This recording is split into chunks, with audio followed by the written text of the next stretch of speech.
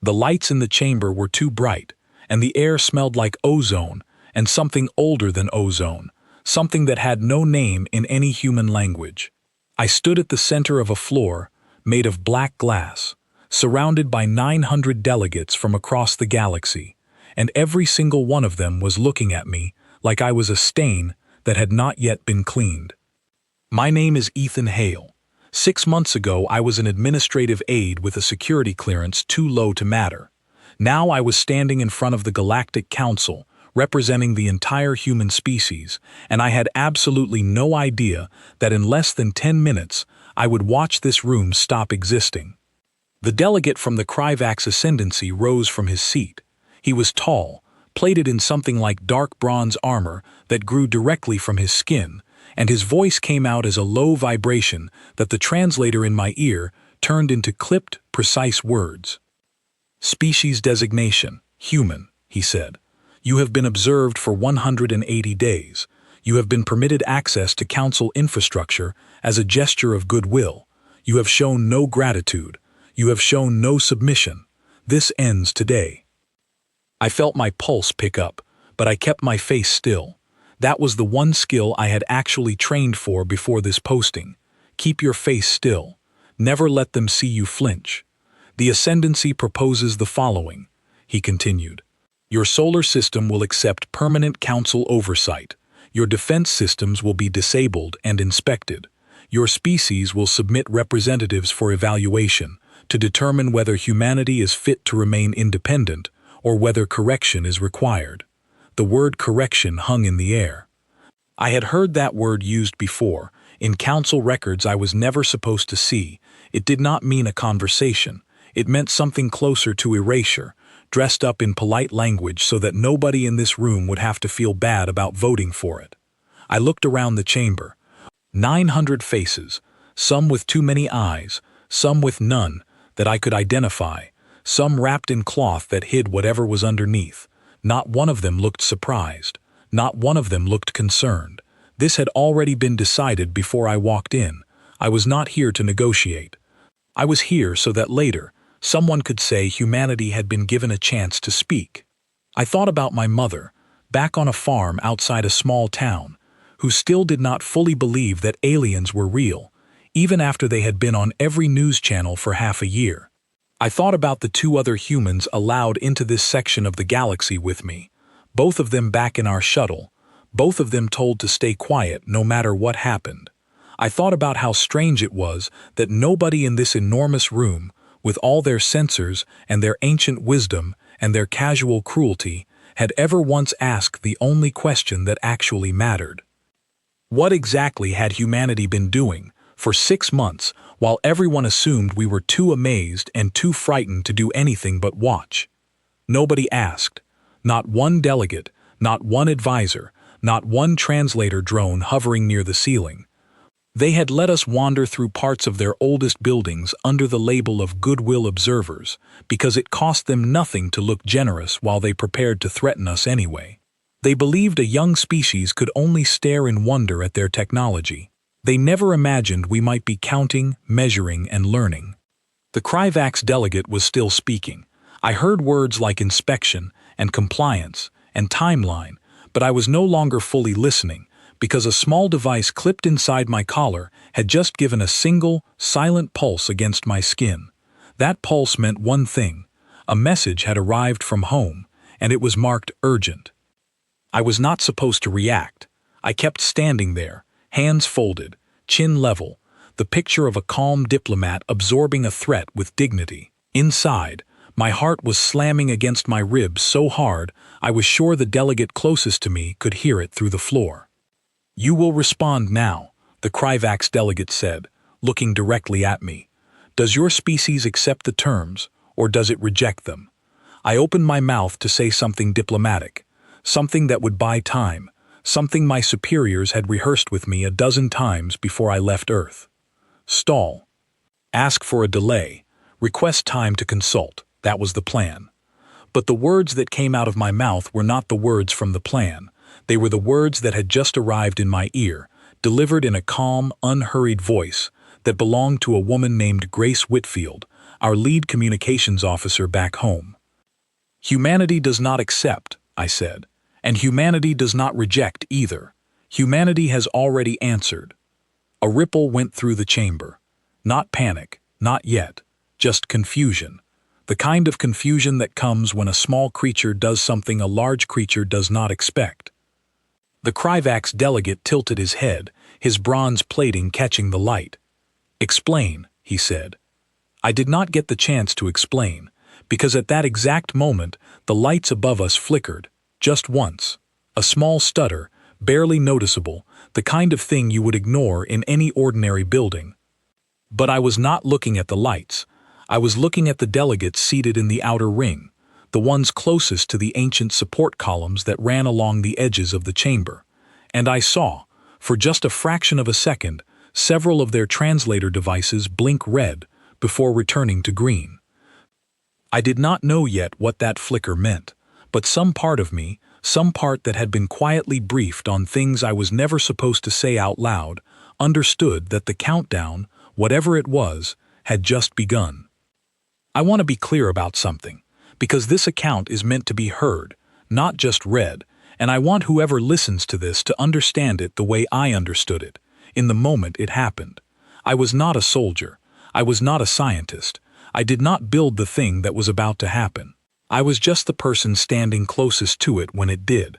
The Kryvax delegate leaned forward slightly, his patience thinning. "Human, you will explain your meaning immediately, or the Ascendancy will consider your silence a rejection, and act accordingly." I looked past him, toward the enormous curved windows behind the council seats, windows that showed the slow turning of a star system I did not know the name of. I thought about the 6 months my people had spent inside these walls, walking through corridors nobody bothered to guard because nobody believed we were dangerous enough to guard against. I thought about the phrase Grace had sent me, the one I had just repeated without fully understanding it. Humanity has already answered. The lights flickered again, longer this time. A full second of dimness, followed by a strange low hum that seemed to come from somewhere beneath the black glass floor, somewhere deep in the foundations of a building that had stood for longer than most species in this room had existed. I felt the floor vibrate, just slightly, under my boots. And for the first time since I had entered that chamber, I saw something on the Kryvax delegate's face that was not condescension. It was the very beginning of doubt. I did not smile.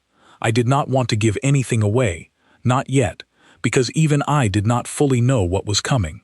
But somewhere deep inside me, underneath the fear, underneath the pounding heart and the dry mouth, a small and steady voice said, "They should have asked the question. They should have asked what we were doing with all that time. They never did, and now they were about to find out the answer, whether they wanted it or not."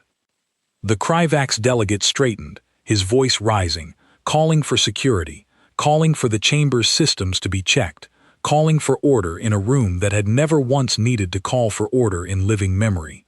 Other delegates began speaking at once, their voices overlapping in a dozen languages that my translator struggled to separate into anything coherent.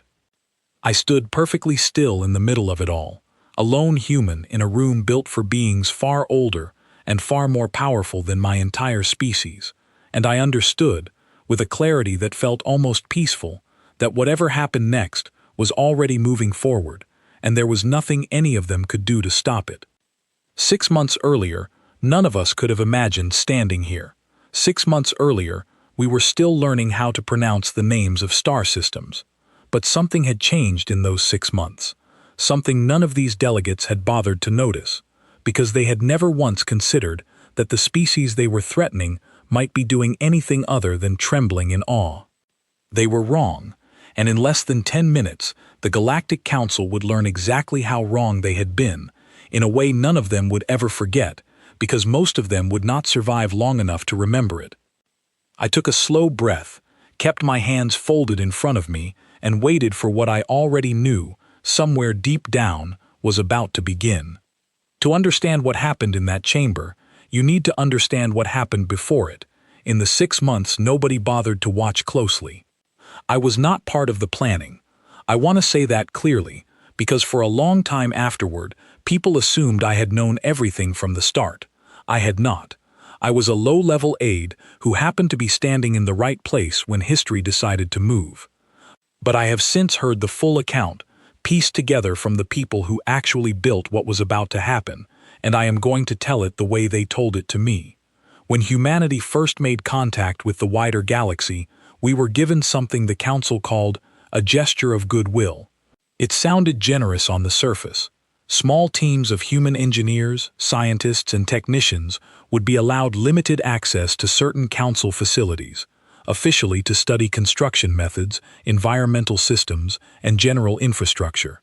The stated purpose was cultural exchange.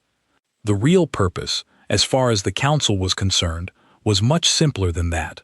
They wanted us to see how far ahead of us they were. They wanted us to feel small. A woman named Nora Fielding led one of those small engineering teams. She was not famous before any of this. She had spent most of her career designing power systems for remote research stations, places where a single failure could mean the difference between life and death for the people stationed there. She understood, better than almost anyone, that the most dangerous point in any system is never the most advanced part. It is the oldest part, the part everyone has stopped paying attention to because it has worked for so long that nobody imagines it could ever fail. When Nora and her team walked into the older sections of Council buildings, escorted by bored guides who assumed humans could not possibly understand what they were looking at, she noticed something almost immediately. Beneath the modern layers of shining metal and glowing panels, there were older systems still running, systems built by species that no longer existed, patched together over thousands of years by generation after generation of Council engineers who inherited technology they barely understood. The guides called it the Foundation Lattice. It was treated as a historical curiosity, something ancient and dependable, almost sacred in the way old things sometimes become sacred simply by surviving long enough. Nobody on the Council fully understood how it worked anymore. The species that built the earliest parts of it had died out long before any of the current Council members were born. What remained was a patchwork of old power conduits, environmental regulators, and structural supports, all quietly holding together buildings that housed some of the most important gatherings in the galaxy. Nora described it to me later as something like an old bridge that everyone still drives over every day, trusting it simply because it has never fallen down, without anyone checking whether the supports underneath have quietly been weakening the entire time. Her team was allowed to study small portions of this lattice, because the Council saw no harm in letting a young species poke around something none of them considered dangerous. What could primitive humans possibly learn from technology so far beyond their understanding? That was the assumption. It was also the mistake. Human engineers do not think the way Council engineers think. We did not grow up trusting our infrastructure simply because it was old. We grew up in a world where bridges collapse, where power grids fail during storms, where entire cities have learned the hard way that nothing built by any species, no matter how advanced, lasts forever without maintenance and understanding. So while Council scientists treated the lattice as a stable relic, Nora's team treated it as a puzzle that needed to be solved. They mapped it, slowly, carefully, over months, using sensors disguised as simple recording devices. They traced how the lattice connected one building to another, how power moved through it, how the environmental systems of an entire diplomatic sector depended on components that had not been fully inspected in longer than most species could remember. What they found, piece by piece, was something the Council itself did not know about its own infrastructure. The Great Chamber, where the Council held its most important sessions, the very room where decisions about war and peace and the fate of entire species were made, sat directly above one of the oldest and most fragile sections of the lattice. It had never failed, so nobody worried about it. It had simply never been tested. Nora brought this information back to Earth through secure channels, expecting it to be filed away as an interesting technical curiosity, the kind of thing scientists write papers about, and nobody outside a small circle ever reads. She did not expect what happened next. At the same time Nora's team was mapping old power systems, something else was happening on Earth that I did not learn about until much later. Our diplomats, led by people far more experienced than I was, had begun to suspect that the goodwill of the council was thin and getting thinner by the week. Reports came back describing meetings where humans were spoken about, rather than spoken to, as though we were a problem to be managed, rather than a species to be respected. Warnings arrived through unofficial channels, hints from smaller, less powerful species who had learned through hard experience what happened to civilizations the council decided were inconvenient. A man named Lucas Bennett, who worked in a part of our government most people never heard of, was the one who first connected Nora's engineering reports to the growing suspicion that Earth was being quietly prepared for exactly the kind of ultimatum I would later hear delivered in that chamber. Lucas was not a soldier either, not in the traditional sense. He was someone whose entire job was to imagine the worst possible outcome of every situation and then figure out what to do if it happened. When he read Nora's report about the fragile old lattice sitting beneath the council's most important chamber, he did not see a curiosity. He saw an option. Not a weapon in the way people usually imagine weapons. Not something built to destroy for the sake of destroying, but something closer to a single loose thread on an old sweater. One that, if pulled at exactly the right moment, could unravel far more than anyone expected. The plan that grew out of that discovery was never meant to be used unless it had to be. I want to be honest about that, because I know how this story can sound if it is told the wrong way. Nobody on Earth wanted to destroy anything. What we wanted was a way to survive a threat we suspected was coming, without having to fight a war we could never win through force alone. If the Council decided to threaten us openly, if they decided to demand submission or promise correction, then Earth needed a response that did not depend on ships or weapons we did not have. Instead, it depended on patience, on quiet observation, and on the simple fact that a species treated as unimportant is often given access that a species treated as dangerous would never receive. Over the following months, small teams continued their work under the cover of goodwill visits, refining what they now understood about the lattice, learning exactly which points were load-bearing, exactly which connections held the most weight, and exactly how a controlled failure could be triggered from a distance, using nothing more than a coded signal sent through channels the Council itself had approved for our use. Nobody told me any of this while it was happening.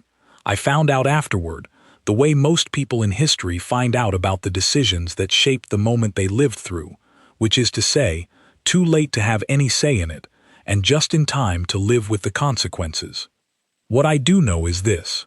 On the day I stood in that chamber, listening to a delegate threaten my entire species with correction, the plan Nora and Lucas had built together was already complete, already tested in small, careful ways that never drew attention, already waiting for a single signal. That signal was not sent because Earth wanted violence.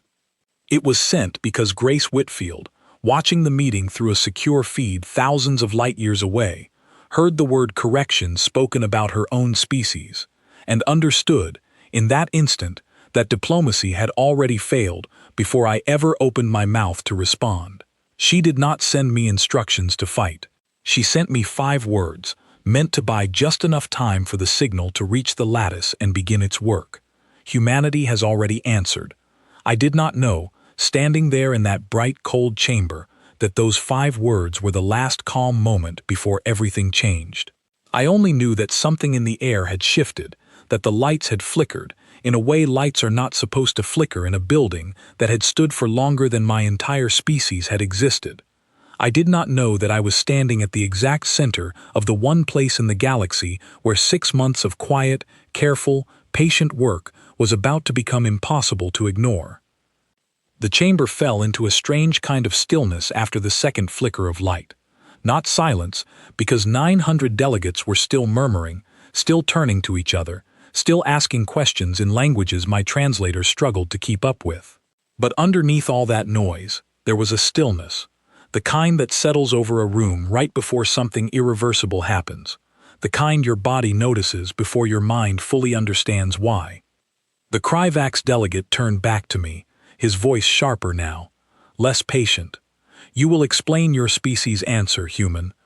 "Immediately." I looked at him, and for the first time since I had entered that chamber, I felt something other than fear. I felt a strange, quiet steadiness, the kind that sometimes arrives right when you need it most, even though you never trained for it and never expected it to show up. "My species has spent the last 6 months as your guests," I said. "You allowed us into your buildings because you believed we posed no threat to anything we might see. You were not entirely wrong. We are not soldiers. We did not come here with weapons. But you gave us time and access, and you assumed that because we are young, we must also be simple." Several delegates leaned forward. I could feel the attention of the entire chamber pressing against me like physical weight. "You have spent 6 months underestimating a species that spent those same 6 months learning," I continued. "That was the mistake, not the ultimatum, not the demand for submission. The mistake was believing that goodwill only moves in one direction." The Kryvax delegates' plating shifted, a subtle motion I had learned, over the past hour, to associate with irritation. "You speak in riddles, human. Explain plainly, or your species' silence on the true matter will be recorded as rejection." I opened my mouth to answer, but the answer never came, because at that moment, the deep hum beneath the black glass floor rose sharply in pitch, and the entire chamber shuddered. It was not a small tremor. It was not the kind of vibration you might mistake for machinery starting up somewhere far below. It was a deep, structural groan, the sound of something enormous shifting under weight it had carried for longer than any living memory could explain. Alarms began sounding across the chamber, not human alarms, but something similar enough that instinct recognized them instantly. Sharp, rising tones, layered over one another, coming from a dozen directions at once. Delegates who had been sitting calmly moments before were suddenly on their feet, some rushing toward exits, others frozen in place, staring upward as though they expected the ceiling itself to answer their questions. I felt the floor tilt, just slightly, beneath my boots, not enough to knock me over, but enough that my body understood, before my mind fully caught up, that the ground I was standing on was no longer entirely stable. "What is this?" the Kryvax delegate demanded, though he was no longer looking at me. He was looking upward, toward the ancient support columns lining the outer edge of the chamber, columns that had stood without incident since before his species had learned to build cities. I did not answer him. I did not have an answer that would have made sense in the time we had left. Instead, I did something I had never expected to do in that room. I began walking, calmly but quickly, toward the section of the chamber my briefing notes, delivered weeks earlier and memorized without full understanding, had marked as the designated safe corridor. I want to explain something here, because I think it matters. I was not given this information because anyone expected me to survive some kind of attack. I was given it because Lucas Bennett, the quiet man who had helped design this entire plan, believed in redundancy. He believed that if there was even a small chance the ultimatum would be delivered while a human representative stood in that chamber, then that representative deserved a chance to walk out alive. That chance had been built into the plan from the very beginning, hidden inside a seating position I had been told to request weeks before I ever set foot inside the building, disguised as a simple preference for proximity to the exits. I had not understood, until that exact moment, why my superiors had insisted so firmly on where I stood. Around me, the chamber was descending into true panic, not the controlled panic of soldiers trained to respond to danger, but the raw, unfiltered panic of beings who had never once, in their long history, imagined that the ground beneath the Galactic Council could fail. Some delegates pushed past each other toward exits too narrow for the crowd. Others called out orders that nobody around them was organized enough to follow.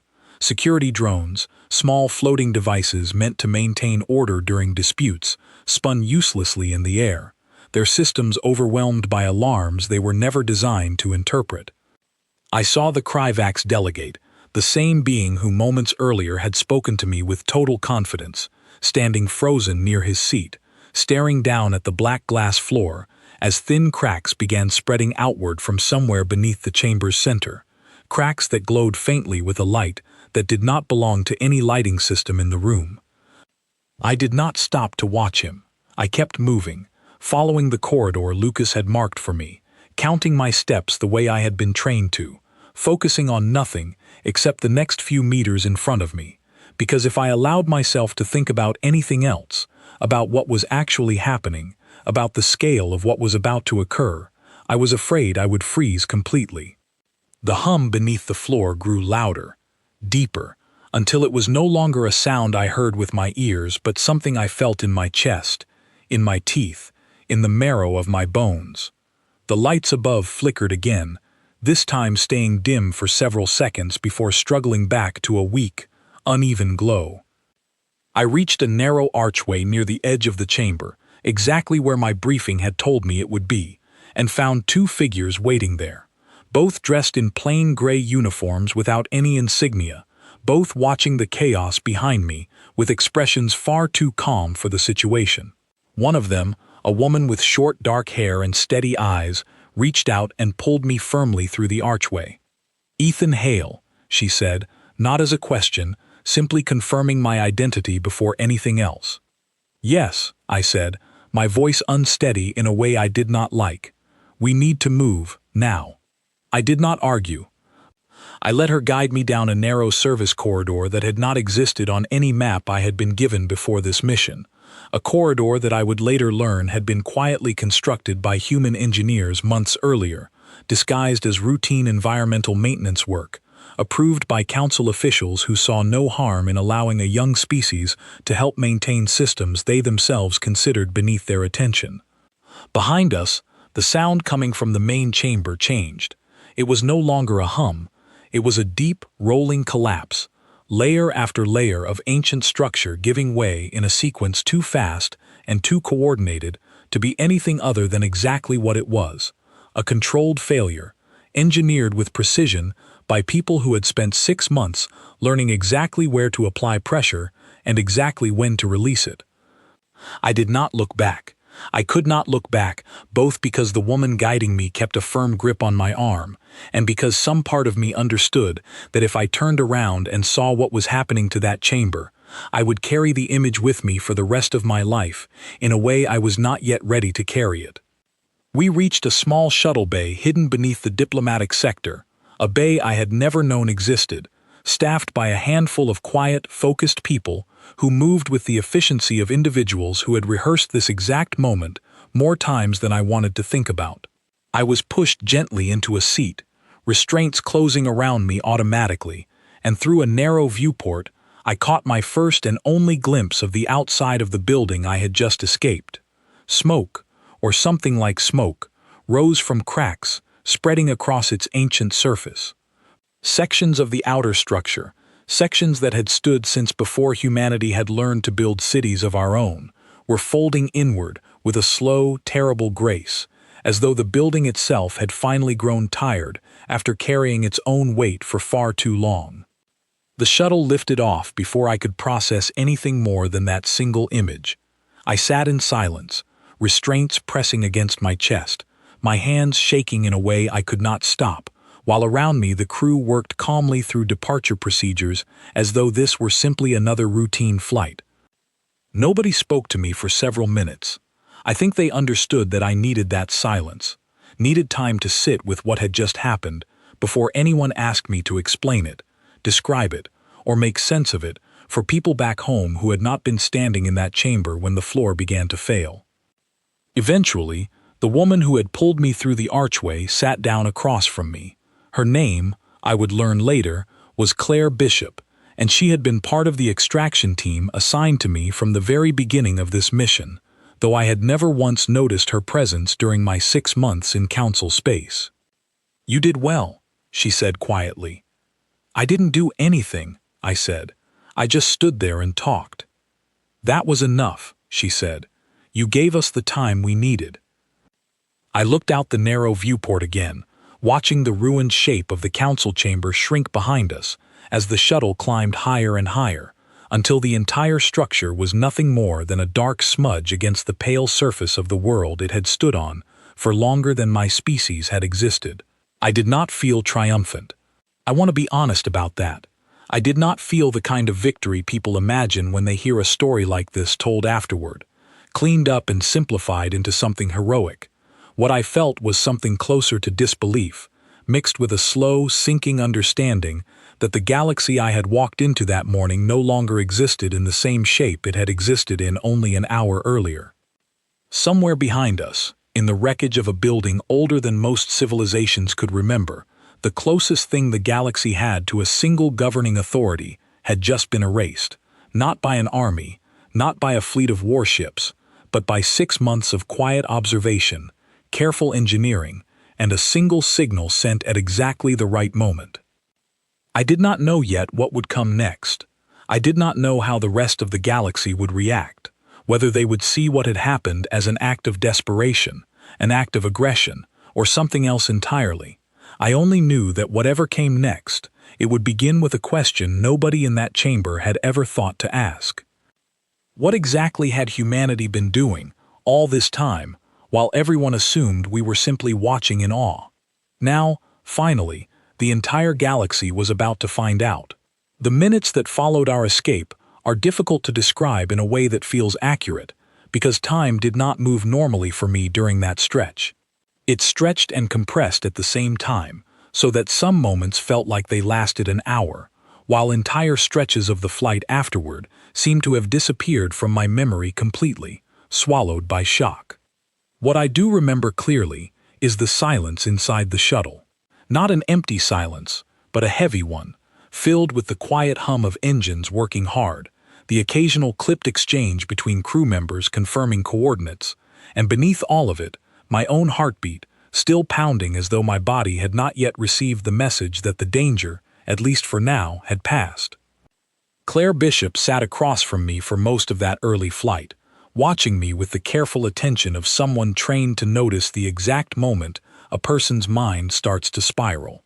She did not try to comfort me with empty words. She did not tell me everything would be fine. She simply stayed present, occasionally offering small, practical updates, the kind that gave my mind something steady to hold on to. "We're clear of the immediate debris field," she said, maybe 20 minutes after we lifted off. "Long-range sensors are picking up a lot of chatter, but nothing organized enough to be a pursuit." "Chatter," I repeated, my voice sounding strange to my own ears. "Panic," she said simply. "Every species with a ship in that system right now is trying to figure out what just happened, and most of them are more concerned with getting their own people to safety than with chasing us." I nodded, though I was not sure I fully understood what she meant. My mind kept returning to the image of the chamber floor cracking open, to the sound of ancient structure collapsing in on itself, to the frozen expression on the Kryvax delegate's face in the last moment I saw him. I had been in that room. I had been close enough to see individual delegates, individual faces, individual reactions. I did not know, and still do not fully know to this day, how many of them survived. I asked Claire, at some point during that flight, whether the engineers had built the collapse to be survivable for anyone inside that chamber, or only for the small human presence positioned near the marked exit. She was quiet for a long moment before answering. "The collapse was engineered to fail in a specific sequence," she said carefully. "Certain sections were designed to hold longer than others, long enough for evacuation through known exits. Whether every delegate in that room made it to one of those exits in time, I honestly don't know." I sat with that answer for a while, turning it over in my mind. I understood, even then, that this was not a story about a clean, painless solution. Real decisions, the kind made under real pressure by real people trying to protect their entire species, rarely come without cost. I did not know how to feel about that cost yet. I am not sure I fully know how to feel about it even now, telling this account long after the fact. The shuttle continued through a series of jumps, each one taking us further from the wreckage of the chamber and closer to a rendezvous point I had not been told about in advance. At one point, the ship shuddered slightly, and I gripped the edges of my seat, certain for a moment that something had gone wrong, that we were being pursued after all. But it was only the ship adjusting its course through a region of space thick with debris from older, unrelated wreckage the kind that apparently drifted through certain corridors of council space regardless of what had just happened in the diplomatic sector. Somewhere during that stretch of the flight, exhaustion finally caught up with me. I had not slept properly in the days leading up to the meeting, too nervous about what I might be asked to say, too focused on rehearsing calm, measured responses to a threat I now understood had never really been open to negotiation in the first place. I drifted into a shallow, uneasy sleep, and when I woke, the ship's lighting had shifted to a dimmer setting, meant to signal rest hours for the crew. Claire was no longer across from me.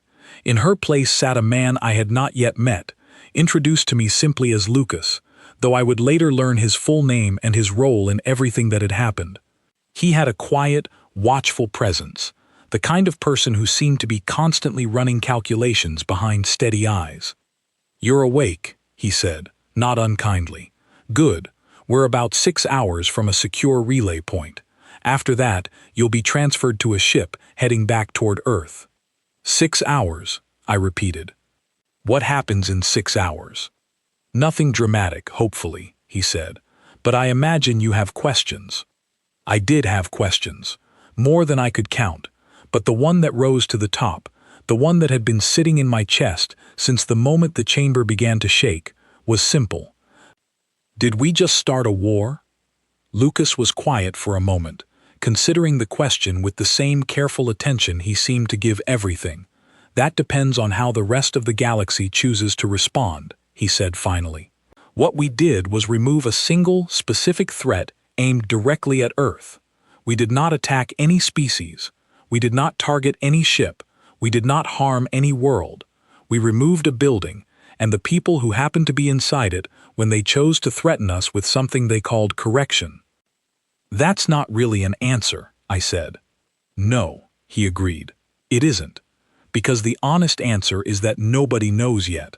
What we do know is that the Council no longer exists as a single governing body.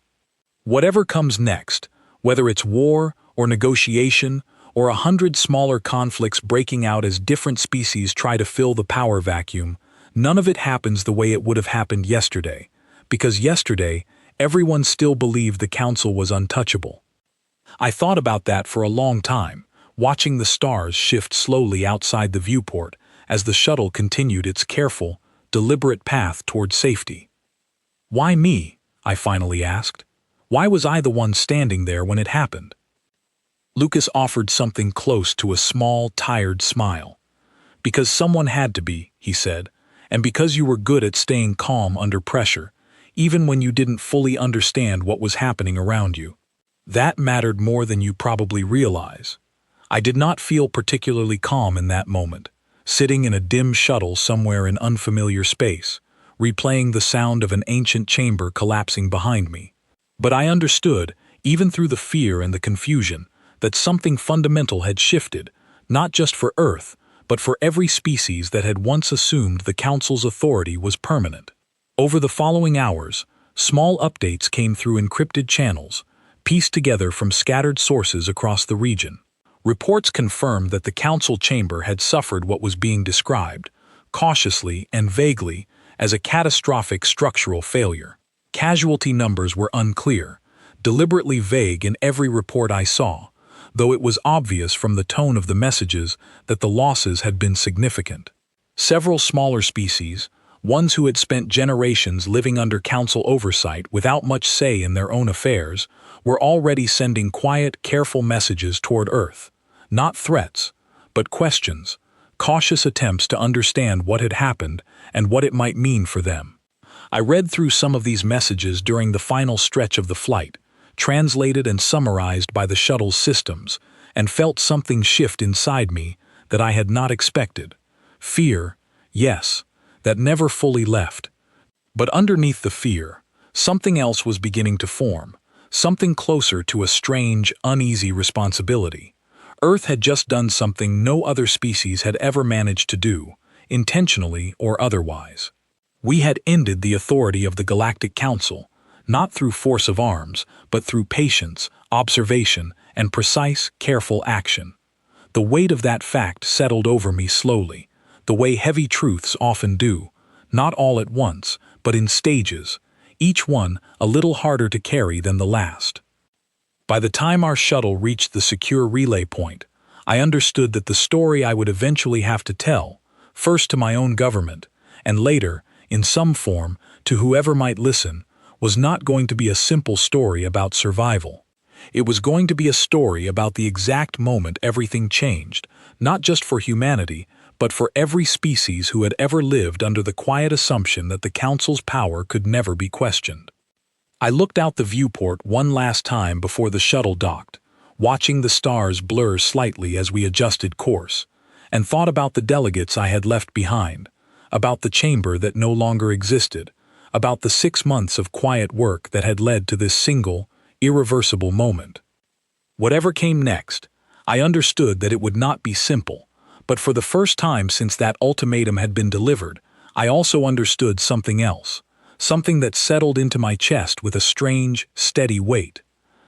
Earth had answered, and the galaxy would never be able to pretend it had not heard us. The weeks that followed my return to Earth felt like living inside a story that had not yet decided how it wanted to end.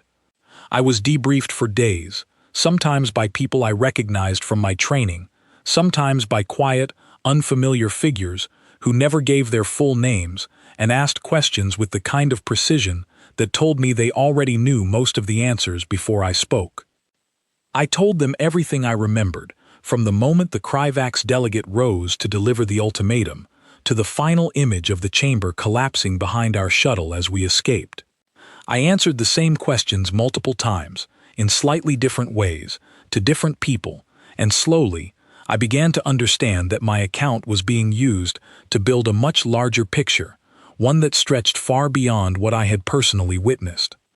Grace Whitfield, the woman whose 5 words had reached me at the exact moment everything began to shift, came to see me in person about 2 weeks after my return. I had never met her face to face before that day, only heard her voice through an earpiece during the single most important minute of my life. She was younger than I expected, with a calm, steady presence that reminded me of Claire, the woman who had guided me out of the chamber. "I owe you an explanation," she said, sitting across from me in a quiet room with no windows. "You deserve to understand what those 5 words meant, and why I sent them." I told her I was listening. "We had one chance to trigger the lattice failure with enough precision to avoid unnecessary loss of life," she said, "but the trigger required a very specific window, tied to structural readings we could only get in real time, once the ultimatum was actually delivered. We needed confirmation that the threat was real, immediate, and unambiguous, before we could act. Your response, and the words I sent you to say, were meant to buy the engineering team the final seconds they needed to confirm the trigger conditions and initiate the sequence. So those words weren't really meant for the Council," I said slowly. "They were meant for the people back home." "Partly both," she admitted. "They needed to sound calm and confident enough to hold the room's attention, and true enough that when everything else became clear afterward, you would never have to wonder whether you'd been lied to about your own role in what happened." I appreciated that honesty, even though it did not make the weight of what I had witnessed any easier to carry. I asked her, as I had asked Lucas during the flight home, how many people had died in that chamber. She did not soften the answer. "We don't have an exact number," she said.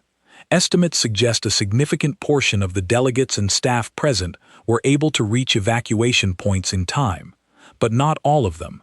It would be dishonest to pretend otherwise, and I won't do that to you." I sat with that for a long moment. I thought about the Kryvax delegate, frozen near his seat in the final image I remembered, staring down at cracks spreading across the floor. I did not know if he had survived.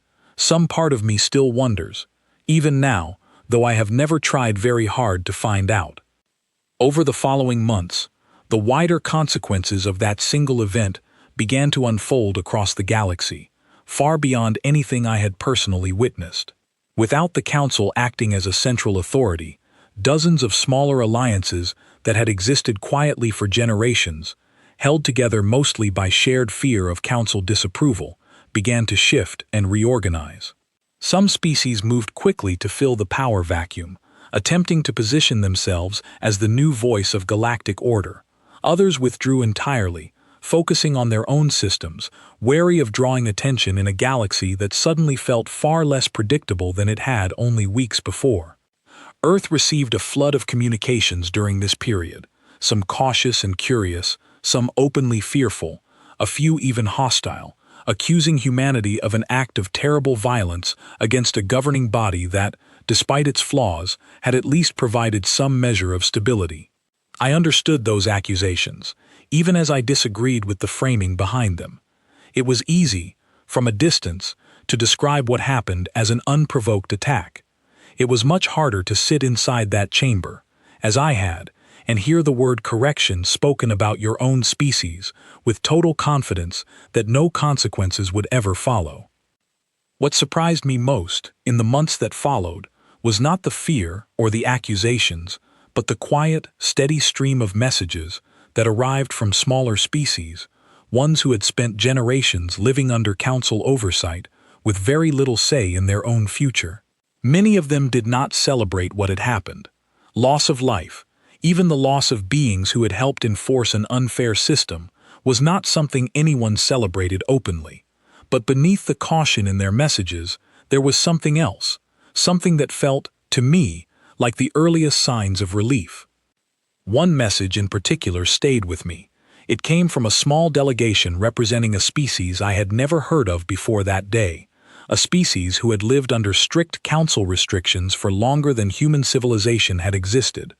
Their message was brief, careful, and translated into plain, simple language, clearly meant to be understood without misinterpretation. We do not know what humanity intends to do next. We do not know if you seek to replace what was lost, or simply to protect yourselves. But for the first time in longer than any of us can remember, the future feels uncertain in a way that also feels, cautiously, like it might be open. I read that message many times over the following weeks, turning it over in my mind alongside everything else I had witnessed. It helped me understand something important about what had actually happened, something I had not fully grasped while standing in that chamber, or even during the long flight home afterward. Earth had not set out to conquer anything. We had not built a fleet of warships, had not trained an army for galactic conquest, had not spent our 6 months of access plotting domination. We had spent that time doing something much smaller, and in the end, much more effective. We had paid close attention. We had asked quiet questions nobody else thought to ask. We had noticed the parts of an old system that everyone else had simply learned to trust without examining. Earth's leadership, in the months following the collapse of the Council, made a decision that surprised many of the species now reaching out to us, hoping we might step forward to fill the power vacuum ourselves. We declined every invitation to lead, not out of fear, and not out of false modesty either, but because the people guiding Earth's response understood something important about the position we had just proven ourselves capable of holding. Power built through fear rarely lasts. Authority built through genuine trust takes far longer to earn, and Earth, quite simply, was not ready for it, and was in no rush to pretend otherwise. Instead, we offered something smaller, and in the end, far more valuable. We offered honest cooperation, careful and limited, extended slowly to species willing to build real relationships rather than simply seeking a new power to replace the one that had disappeared. Some species accepted that offer eagerly.